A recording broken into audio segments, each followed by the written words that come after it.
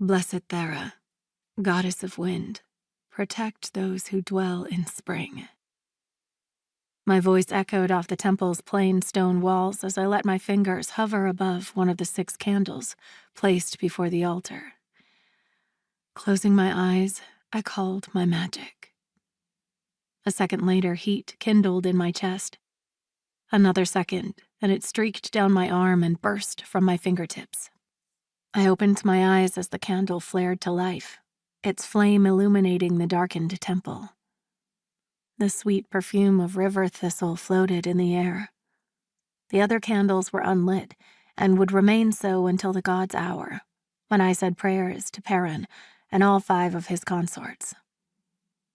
As it had since I was a child, the song of the hours ran through my mind, the simple melody listing the times of prayer for the god and his goddess wives. Yura at dawn, to summon the lightning. Valuna mid-morning to quicken the thunder. Anone at noon to beckon the rain. Thera at dusk to dance with the wind. Zadia at midnight to veil us in mist. Perrin at 3, when the storm breaks the night. Most children recited the final line with a groan, and were promptly smacked by mothers and nursemaids for grumbling about waking in the middle of the night to pray. On the island, we weren't supposed to prefer one of Perrin's wives over the others. The sestras even had a saying for it.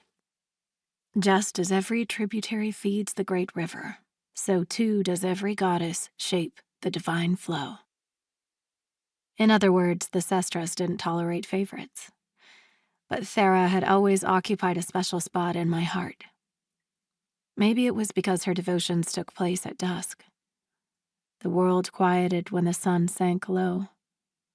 No matter how busy the day, night's approach encouraged everyone to slow down, to reflect. And Thera's tributary ran under Storm's Hollow. Perhaps in her wisdom she'd known I was destined to become a queen instead of a sestra.